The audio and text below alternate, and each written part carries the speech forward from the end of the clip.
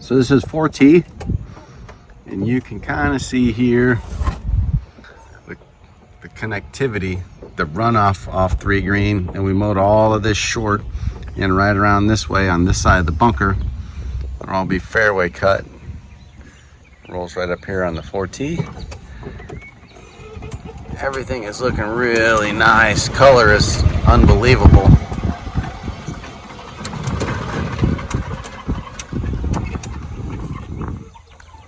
Three green. Got a little bit of growing spots around the perimeter. Not a big deal. We'll just keep sanding, keep fertilizing. Growing in great. These are the areas where we did all the extra sprigging 3 weeks ago. So you can see it's really melding in nice with the rest of the hole, blending in nicely. And then over here on number 4,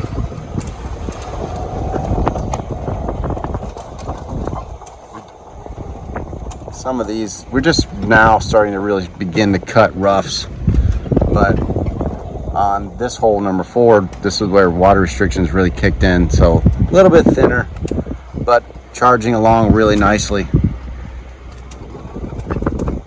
So we will spin around here so you can look down the hole. Not nearly as thin as what it was before we started doing all this extra supplemental sprigging. A few spots like that, but there's a lot of green in there. I'm not worried about that. We'll just keep fertilizing and doing our thing. Brought the boss with me today. Just checking out all of the sprig rates. This is 5 fairway, so 5 fairway here, 5 rough. You can see how well the pass bound is striping up. We just separated the roughs from the fairways here. The rough is being mowed at 1 inch. The fairways are being mowed at 1/2 inch. Now normally the fairways would have a bunch of stripes on them as well, but we circle cut them yesterday to really try and chew them down. So I wanted to get these areas right here where there's some supplemental sprigging mowed down real good and allow that stuff to start healing up if there's anything that needs to be ground down. So looking really good out here. This stuff in another 30 days will be just about 100%. So we're looking great.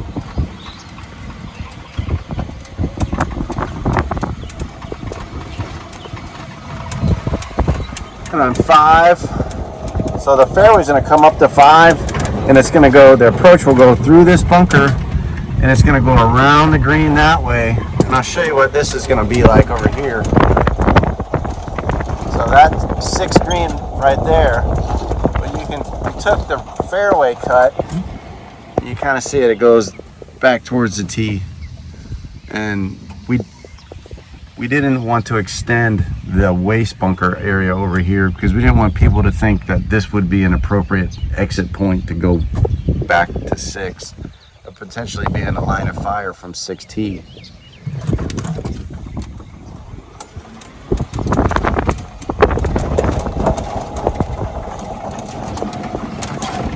And then you can see how the approach behind 5 flows right onto the main tee pad back there on 6.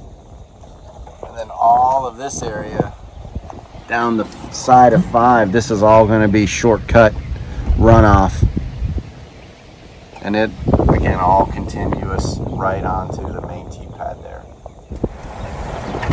6 green, there will be no fairway cut around 6 green. It's going to be all rough cut. And there will be a collar mode around the green, but no fairway. This big ridge right down the front of it here, right in front of us, kind of precludes it from accepting a fairway contour, you know, through this area. I can't mow that real steep spine. So rough cut it is.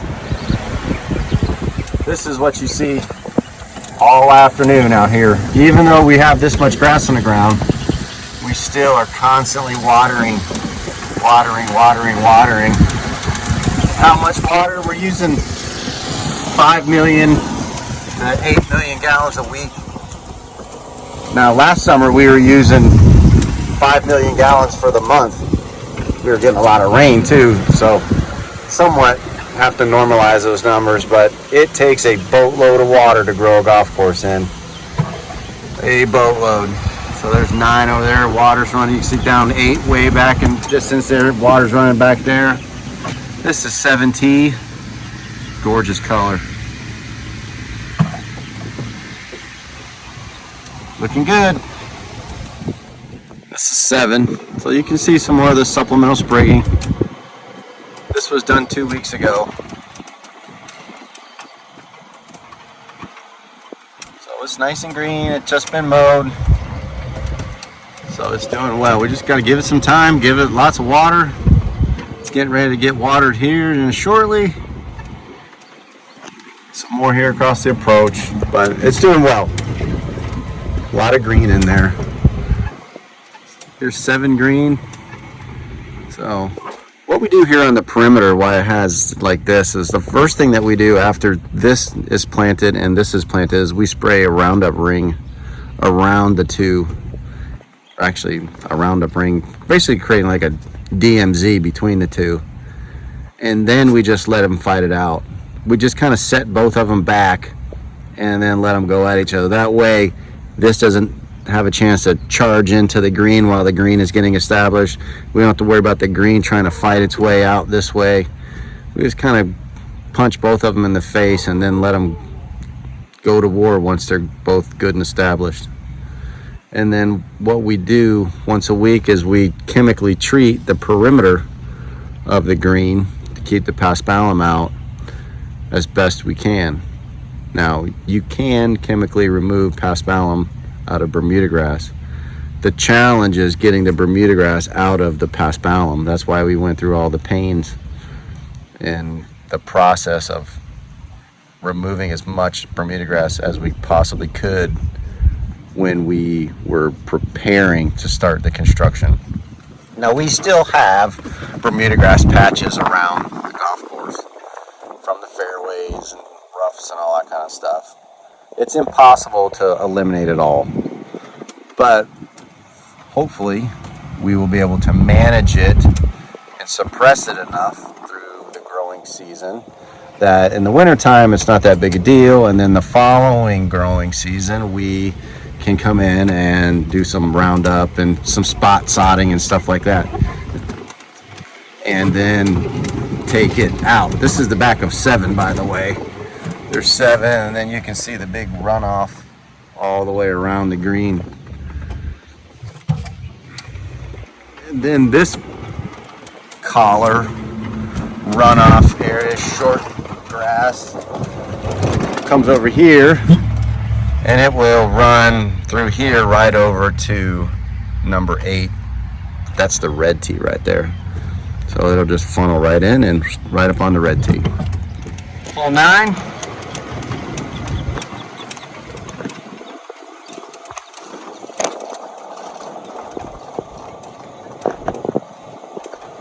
I've got a few little spots like this. Did some sodding, some supplemental. There's another little patch of extra sprigs we put down last week, but they're doing really well. So should grow in no problem. As long as we can keep that going. Water everywhere, but not a drop to drink. What do you think, Harley? Harley says it's time to go back in the air conditioning, Dad.